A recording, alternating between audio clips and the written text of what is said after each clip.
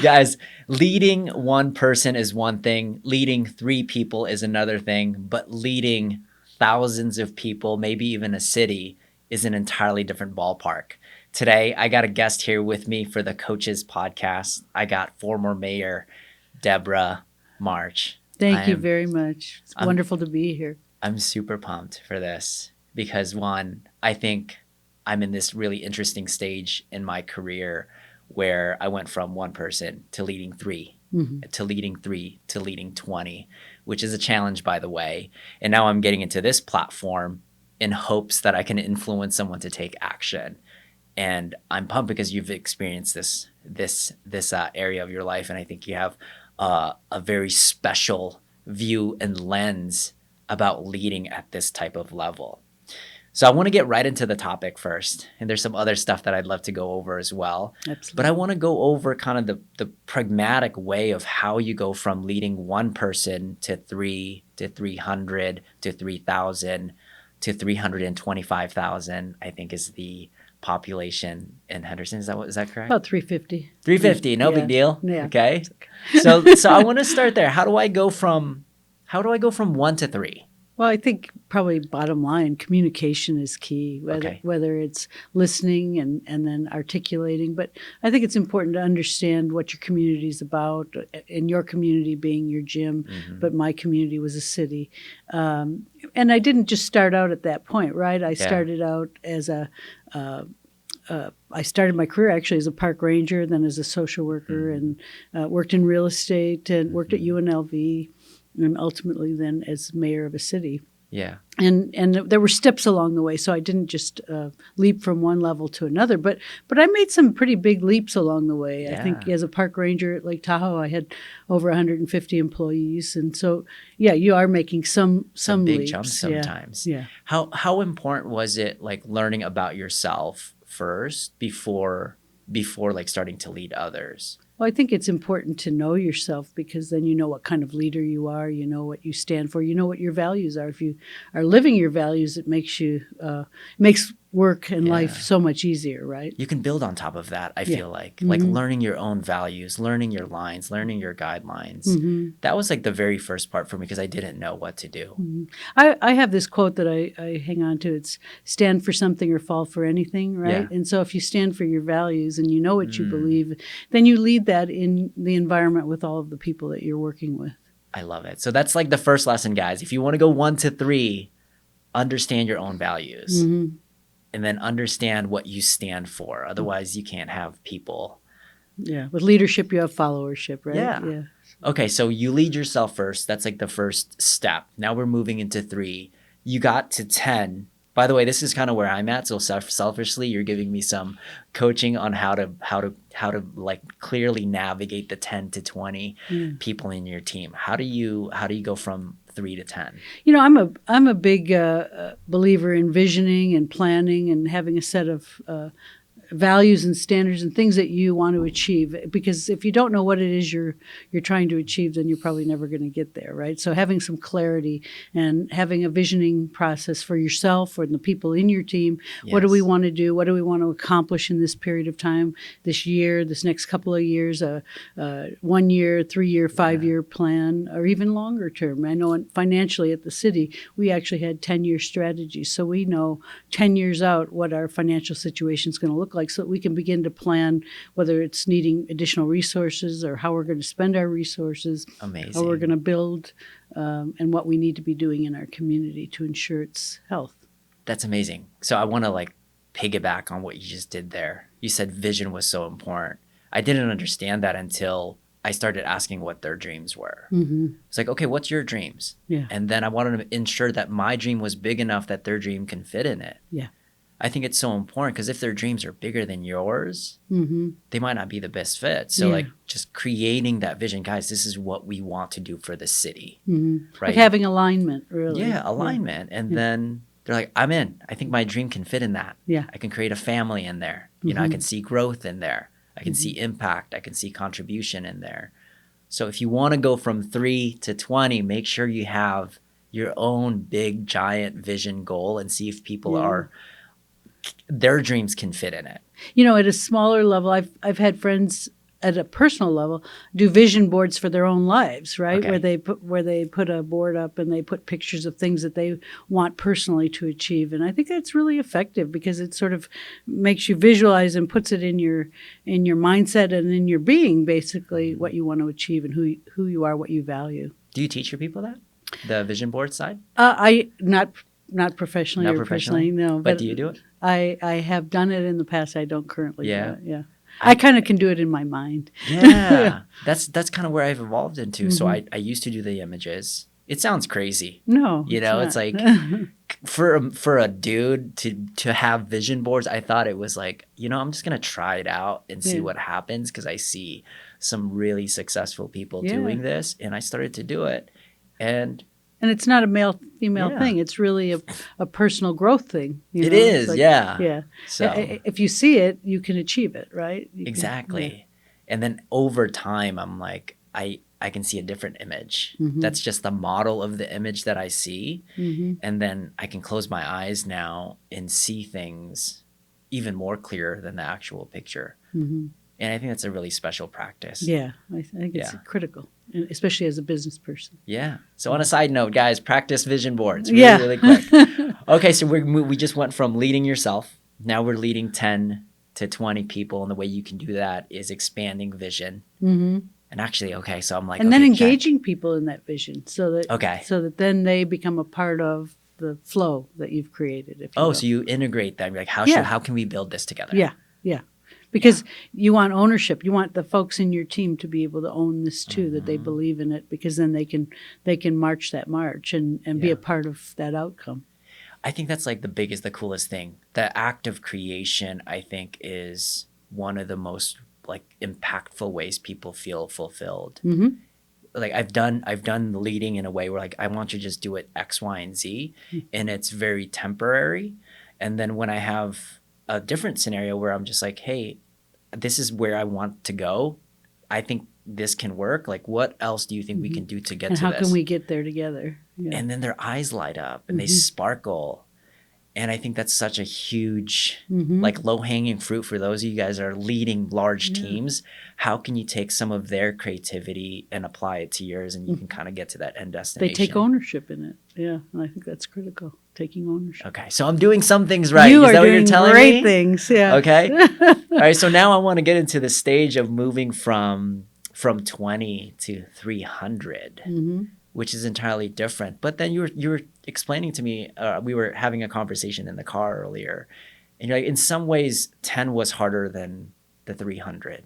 Span of control, and making sure that you're touching all of these people. But as you get larger and people take responsibility and own pieces of the responsibility, then you can take responsibility for pieces of it. When I was a park ranger at Lake Tahoe, I had feed collectors, I had rangers, seasonal rangers, I had a maintenance staff, and then I had the park staff, the park aides. Okay. And I had probably about 150 employees. So how do you manage that? Well, you have people who are responsible for various areas, like whether it's your maintenance team and your sewer plant operator, your the park seasonal who's over the park aides. So then there's span of control. It's not that you're not involved in every step, but you're allowing other people to lead their piece of the step. Yeah, you gave me like a golden nugget. It's like the magic number is like 7, Royce. Yeah, for span of control. For span of control. Yeah. And I was like, okay, so because in the past I would try to distill all my energy to 20 people, which was a trap, by the way. Yeah. And in some ways it worked really well, but then internally I felt like I was just being burnt out. Trying to give an hour of time for 20 people every single week. That's a full-time job for most people. It is. And then you train. And then I train, right? So I found that to be extremely difficult. And now I'm in this stage of like, who can I just pour into that I know that can potentially lead 3 or 4 or 5 other people. And I'm in that stage now, and it's just it's challenging because you love the other people too. But internally that you can't scale at that level. How do you handle? Well, some are leaders, some are not. You may have people working with you who jump at the chance to lead other people, and others that maybe aren't as comfortable with it. That doesn't mean they shouldn't be cultivated and taught, because I think we all want to have some different roles to play, but maybe you work with the ones who are ready to lead, but then bring along the ones who hope to be able to lead in the future. Okay. So you triage it. You're like, okay, these are really, really good plants. If I water this plant, it can grow. Right? This will take a little longer, but that's okay. Okay. You invest in that as well. So how do you know? How do you know they're the good plant? Well, I think you feel it. You see how they step up to a challenge. When you have something that presents itself, and how did they handle the challenge? How did they solve a situation? Do they have the quick skills to be able to solve things? But that doesn't mean that every one of them doesn't have value and doesn't need to be brought along and taught, because we're also cultivating the leaders of the future too. Yes. So I'm replaying back. This is like a COVID time for me. We had 20 of my coaches in the same room. And we were like, guys, this is the nature of this. This is what it is. And in that moment, I was weaker. And I remember a few of my coaches stepping up and be like, we got this. And now I'm playing it back, and they're the guys that I'm pouring into more because they showed up in a space where most people would crumble. And that's when I felt it. You were explaining, like, you just feel it. Yeah. And you feel it oftentimes in the worst time when you're leading, I think. And I think that's just such a special thing. And we try to avoid crisis. We try to avoid adversity. But a lot of times, your best leaders come from those moments. And they stand out. And you empower them. You get out of the way and let them lead when it's their moment. Like during COVID at the city of Henderson, we received national recognition for some of the response that we had, but also recognizing that there were people in our team that really have leadership skills, and you empowered them to do their best, to be their best. The governor called us one day, I remember, and said, I need you to set up childcare for all the emergency responders, for the nurses, the doctors, for people who have to show up at work, because now the schools aren't open. They can't drop their kids off somewhere. Within 24 hours, our team had childcare set up. It took some of the other municipalities 2 weeks to get that set up. But Henderson, we were able to set it up in 24 hours, because you embolden and empower those people to do their best, to be their best, to see what resources they have and to execute on it. I love it. Yeah. Okay, so they're doing these amazing things on their own. How do you affirm it? Because I think this is some weakness of mine. They do something really, really good, and I'm like, cool. Yeah, I think it's important to have recognition events and to have milestones and periods of time where you recognize and acknowledge. We one of the things that I kept a crystal on my desk when I was mayor. It was without facts and data. You're just another person with an opinion. And I used to kind of measure some things. So I always knew what was going on across the city, like how we were performing in different areas, and then to be able to recognize that performance. And we regularly had events or activities where we would recognize good performance at the city as well. Yeah. So you balance that. So you do it. You try to celebrate those milestones for people. And not even just on a occasional basis, but like if I'm walking down the hall and I see something that somebody's doing that and I know that they've done something pretty awesome, I would try to make it a point to acknowledge that awesomeness. Yes. So guys, really quick, if you're listening to this is why Debra has such a major influence. It's because she acknowledges the small things, right? It seems so minuscule and small, but you stack those small wins that these people are doing, it creates a massive impact. Yeah, it does. And you do these things like when I'm training you and you're just like, hey, good job today. And I'm like, I'm just doing my work. But then you pepper it in a way where it just kind of just gives them light. And you're like, maybe I am going in the right path. Yeah. And especially in those moments where you feel like nothing is moving, it's so powerful when someone recognizes you for something so small. And I don't know if you're conscious about that, but you just do it. This is like these little things that I watch people. I watch people all the time, and like, she did something there that not a lot of people do.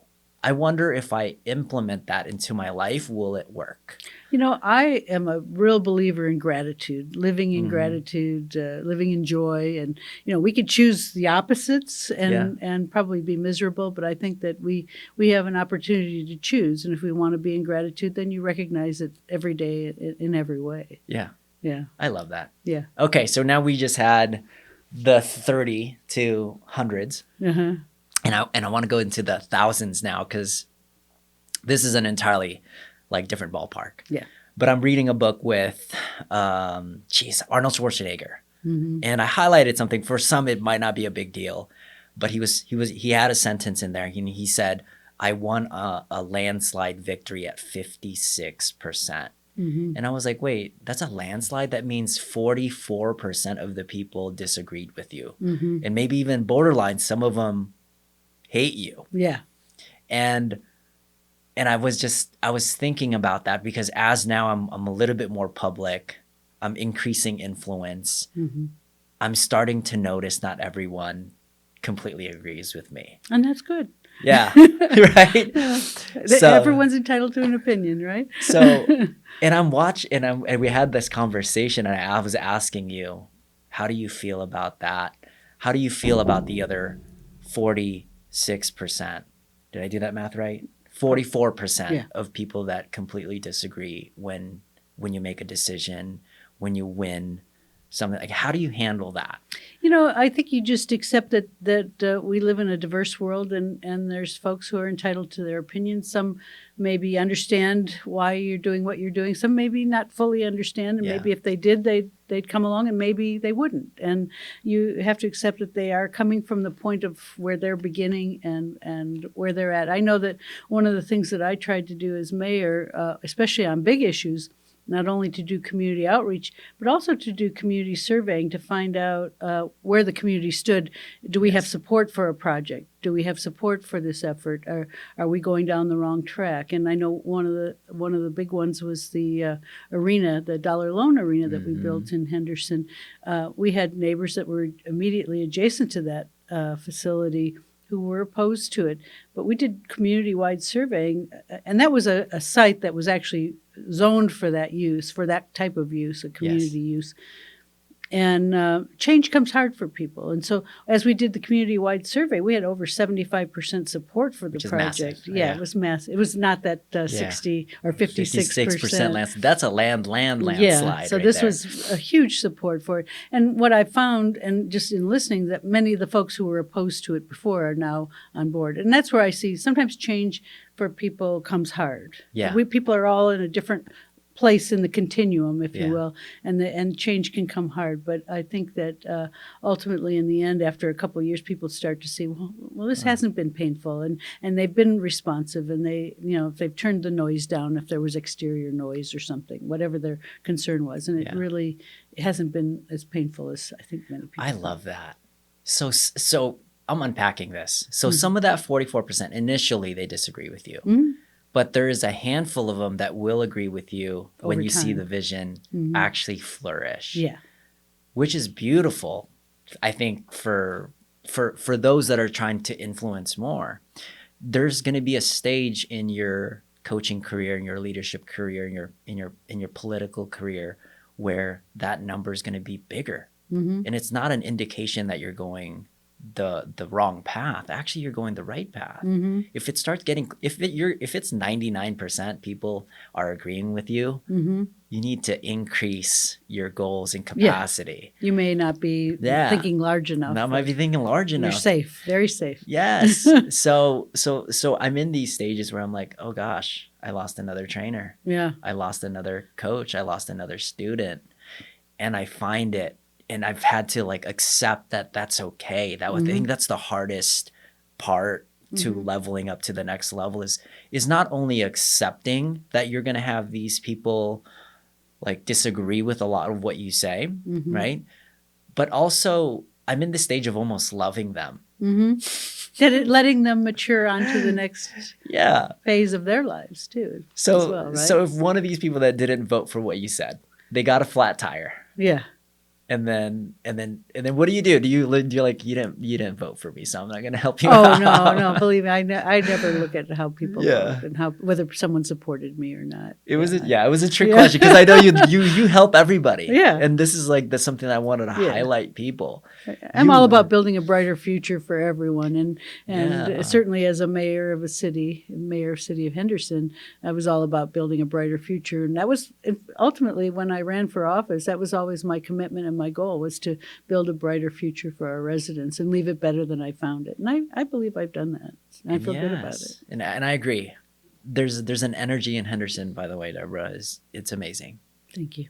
It's very, very entrepreneurial friendly for me. Mm-hmm. I think it's very easy to do business up there. Mm-hmm. And the type of energy and the type of people, they look at you in the eyes, they wave to you. Mm-hmm. You know, there's different parts of Vegas where they don't do that. Yeah. So it kind of throws me off. I'm like, we're only miles apart, but why is it so cohesive like this comparatively to other areas of Vegas? And I'm just like, conscious commitment to those values. Yeah. Yeah. So I'm also reading a marketing book, by the way. I'm an avid reader right now. And I get a lot of people complaining about politics just in general. Mm-hmm. Yeah, that's just normal. They're just like, they're like, it could be this, it could be that. And there's a quote that said, the best way of complaining is making yourself better. Mm-hmm. Yeah. And I was like, oh, Deborah's going to love that. Yeah.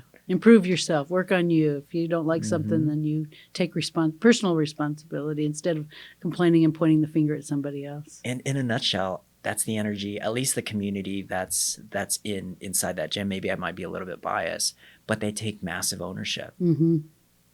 I feel good in your gym. Yeah. You have a great gym. Yeah. But it's not just that. I will go to Trader Joe's. Yeah. And, it's just like there's self-empowerment, there's self-leadership, there's self-accountability that is happening in these areas.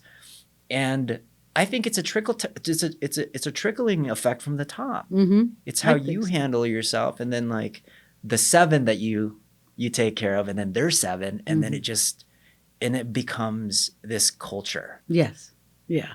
And I think Henderson has a pretty vibrant culture. In fact, the city of Henderson is up for the Malcolm Baldrige Award, which is a national award that's given annually, and it's given by the President of the United States. It's the only business award that's given by the President, and it's been probably 100 years in the making, and only a few municipalities have ever gotten it, and Henderson's up for that award now. So. How do you get that type of award? Well, it's really about measuring outcomes and living your values and improving the quality of life and the deliverables for the community, and communicating and articulating those values to the community and internally. We're back. The camera just died, but we're back on. We just left off on the Malcolm Baldrige Award. Thank you. So the city of Henderson is up for this national recognition, and it's an award that's granted by the President of the United States. So the only business award that's given by the President of the United States, and it's highly esteemed. And very few municipalities ever receive that award. Yeah. Usually, it's businesses, hospitals, financial institutions, but in our case, it's the city of Henderson. And quality of life has been very important to us. We measure outcomes, we measure citizen satisfaction, business satisfaction. We're always looking at how we can improve the quality of life, given the limited resources you have as a government to do things. Yeah. And we actually have one of the leanest budgets of any municipality in Southern Nevada. I think it's like 78 cents per $100 of assessed values, where I think most of the other municipalities are well over $1 per $100 of assessed value, and so we actually were like the second safest city in America. There's a lot of things that we do with efficiency to ensure the quality of life for our residents, but using our resources wisely, and we're being measured by this institution, the Malcolm Baldrige Group. I love it, and we're up for that award. I've been out of office for a year, so I still take ownership because I love our city, right? Yeah. So one of our theories when I teach my coaches is the best coaches can see things at a larger picture. Mm-hmm. And I might be biased because I think you have such a massive amounts of business acumen. on top of how to navigate the relationships of politics. And I really do think it's what makes Henderson so special, because you can see it's like that's gonna impact this, that's gonna impact that. And one of the hardest things, and I'm starting to realize, even at the smaller levels of managing 20, you're learning so much about like their mastery levels. You're getting an MBA in like numbers. You're getting an MBA on communication. But as I find myself, as I grow more and more and more in my influence, I almost have to like digest my vocabulary in a way that a third grader can understand, right? How do you?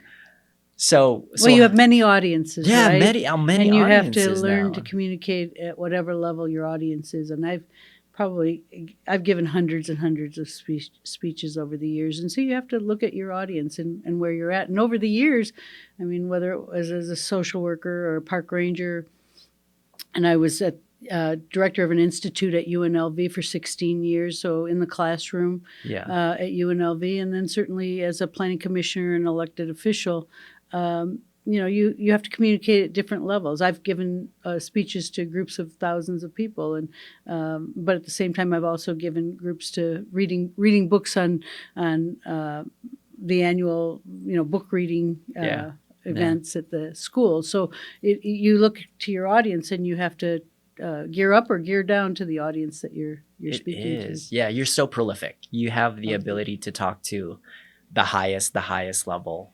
And then you have the ability to kind of talk to me. Oh, come on. You're right up there at the and then highest even level. The kids. Like I think you saw my son. And I think that is like the next level. If you want to start to influence at these massive levels, you have to almost digest the most complex things, chew it up like a little baby bird, and then feed it to the people so they can at least take some sort of action. And communication is two-way. It's listening as well as articulating. So it's really important to hear, like your son, to sit and listen to what was important to him and what his values were, and then being able to communicate back based on what you heard from him. So I think that's important. It's listen, and then, because a lot of people communicate to, they're thinking about their response to you before really listening to what you have to say. They're saying, well, I've got to say this. So I think it's good to hear people and hear what they're saying and what they're feeling. Guys, you guys are getting a master class right now on leadership and communication. Wow. So what Debra just pointed out so beautifully was the best levels of communication sometimes is just listening. It's not the words that come out your mouth. It's like, what are you telling me? And I think that's such it's often like misunderstood that the best communicators are often the best listeners. And if you're not communicating at the highest level, you almost have to be like, am I even listening to them? Don't pass go yet if you can't do that. And believe me, I've been guilty of being in a room thinking, well, what am I going to say? What am I going to say? Instead of hearing what somebody is saying, and that may be the most important message that I might get that day, would be to hear what someone has to say to me. Powerful. Yeah. I got to splice that up. That's the one I splice up. Okay, so we got the masterclass, but I want to talk about something that's special to me. What? And it's special to me because I get to train very powerful women. And I think there's more powerful women now than there ever has been. And to be quite honest, some of my best bosses and mentors were all women, now that I think about them, right? And I think there's this like level of intimidation for sure that happens when they're that powerful. They're my bosses. And I think there's a decent amount of audience that are females in who's listening to this. I think it was like 60%, even with a small amount. Like there's 60% women in there. And then I know some of these women, they're powerful women. They're independent, they're leading their own lives. I want to talk about the relationship side of this. Yeah. And how are you navigating that side, knowing that you're at this high level? It's definitely been a journey, and there have been different times in my life where I've had different people give me feedback. as a woman that maybe feedback I didn't value and appreciate because I shouldn't, and other times value and appreciate because they really gave me morsels and pieces of gold, if you will. Yeah. I've had people who've said, "Oh, you're a woman, you can't do this." I remember when I was a park ranger at Lake Tahoe, I had a man come up to me, and I wore a gun at the time. Yeah. And he said I should have a hanky in my holster, and it was like that was whatever. Yeah. I was trained to do this. I can do this. But I've had opportunities and experiences at different times where I've just really had to own what I know. And I know women in our jobs, not that men don't, but women probably carry a little more compassion. Yeah. I also find that women tend to feel like they need to be competent before they can move into something. And that was kind of how I felt. Like there were opportunities earlier on in my career where I probably could have run for an office and I didn't. Yeah. Because I didn't feel equipped to do that. I didn't feel like I was prepared. And when I finally did run for council and then for mayor, I was fully prepared and fully equipped and knew that I could lead my community and do a good job and carry the values and lead a community of people and with compassion and caring, but at the same time, if a crisis happened, I knew I could lean in and handle it. Where maybe at an earlier stage in my life, I maybe didn't feel like I had that. Wow. Or didn't possess that. So I think I feel women need to mentor other women, and Yes. I would encourage that to happen, and women need to mentor men too. I think, frankly, there's a lot more women entering into leadership roles that they could help others, and I think we have a responsibility to help others, to teach them, to help them to be better leaders, better community members, and help them make a difference in the community as well. So I want to talk about power dynamics Sure. because my wife is very powerful. In fact, she's been powerful at certain times in my life where she was like the breadwinner. And she essentially is the breadwinner right now. Like, no shame. She makes an awesome, she's a director, right? She makes great money. She'll continue to do that. And I see these dynamics happen all the time where the woman is more powerful than the man. And it breaks my heart because sometimes it just is, right? And it can be threatening for a man. Yeah. If you're not comfortable with yourself, you could feel uncomfortable with a woman being as strong as she is. And I know I've run into that in my dating world, where I've had men that have been uncomfortable with the influence and the sphere of influence and the power that I had in my professional role.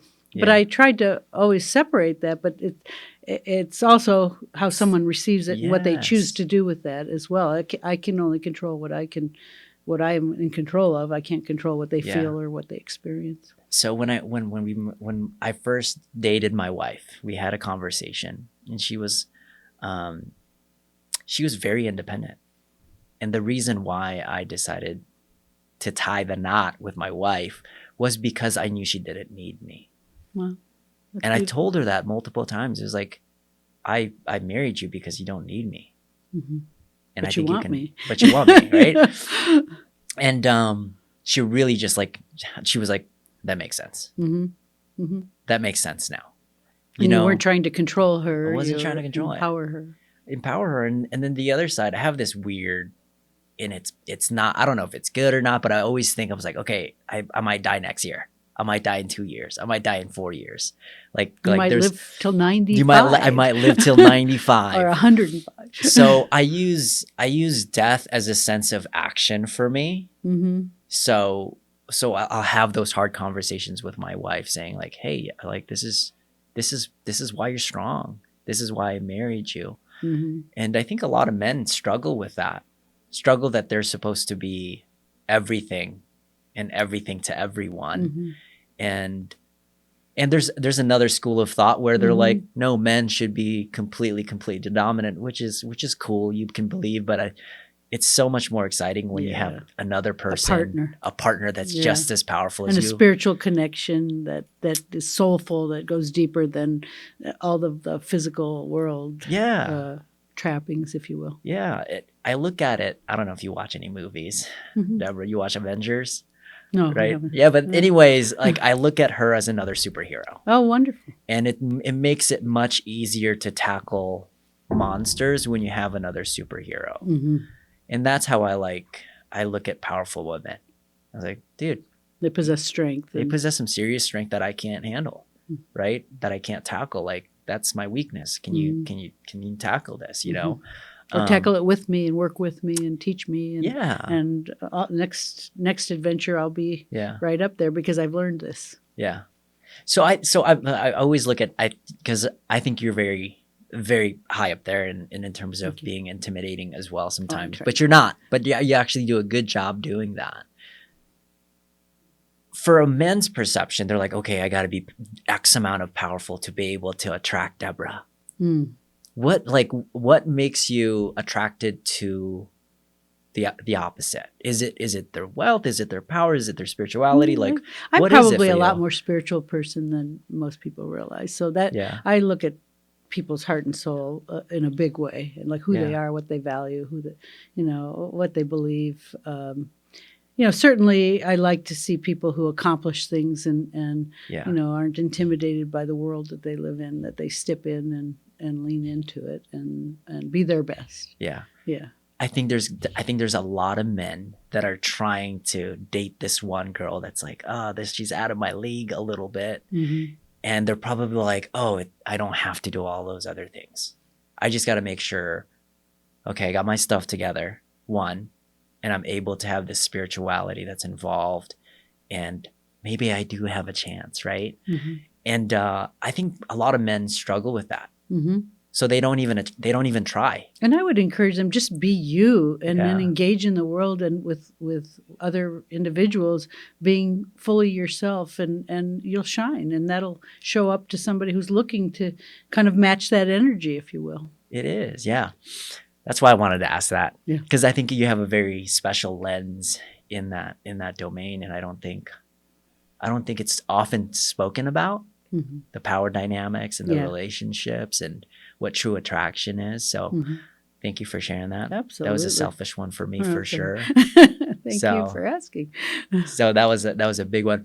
Okay, so I want one more thing. I want to talk about kind of what you're obsessed about lately. Oh, joy, gratitude. I'm doing a lot of my own journeying.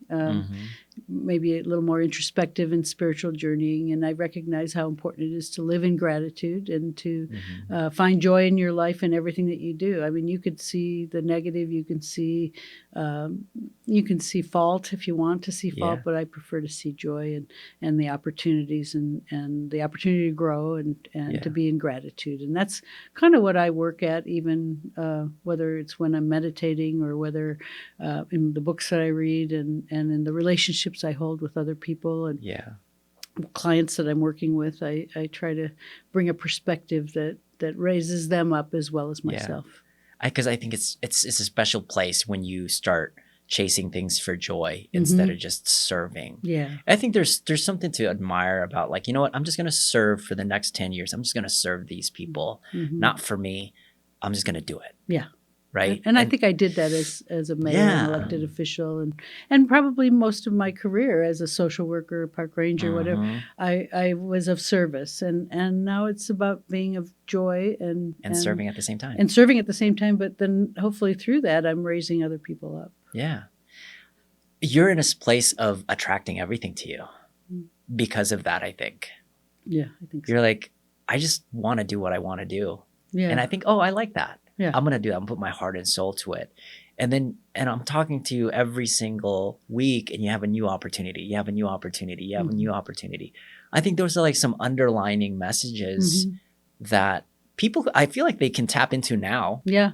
I mean, and then when something doesn't work, not being torn up about it, right? Like, Yeah. okay, well, that didn't work. you talk about the house you rebounded so quickly. Yeah. You put an offer into a home and you're like, this is such a beautiful home. And I can tell you fell in love with it. Mhm. And then last minute, it fell was out. like, it fell off. And then the next day you're like, oh, well, let's go look for a new one. There's going to be something greater. Yeah. And it was even greater. Mhm. Right. So I think people can tap into that right away. Yeah. They don't have to just like put in 20 years of pain. Or torment yourself it's unnecessary to torment yourself. But I think it's important to be in gratitude and enjoy, and so that and not to abuse that. Not you're in gratitude for the gifts that you've been given, but not to do harm to any other person. Exactly. Yeah. And I think that's such a special place, and I'm trying to do that now. I always look at my work. I reflect over a week. What are the things that lit me up on those moments? A lot of times it's these interviews for me, or it's hanging out and training particular people, or teaching my team. And then I also put sad faces on things that I don't like to do as much, or doesn't give me energy. And it used to be things that I used to love to do. But just having that self-reflection has allowed me to do more. There's so much, you actually do more when you do more of the things you love to do. Absolutely. Yeah. Which is new to me. It comes so easy when you love it. Have a job you love and you never work a day in your life, right? Yeah. And it's like, it's just a beautiful place. And I think a lot of coaches, a lot of leaders will benefit real well if they start focusing 80%. Maybe it doesn't have to be 100% just yet. 80, maybe even, I don't know, you pick your percentages, but gravitate towards that you love.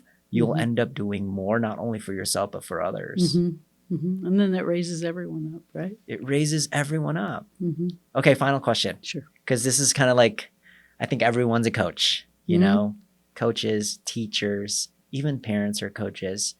And I'm writing a thesis in my head. And at some point, I'll distill it into a book of what some of the best leaders have came up with. And I'll create a through line. And we'll make a book out of it. But the question I always like to ask, especially influence of leaders, is what do you think makes a great leader, or leader / coach in general? Boy, I think for individuals, it's very different, right? For everyone, it's whether it was someone that came into your life that influenced you, that caused you to make a decision that you believe in yourself. I think obviously it's having the confidence to do something. But communication's critical. I think it's really critical to listen and then to articulate.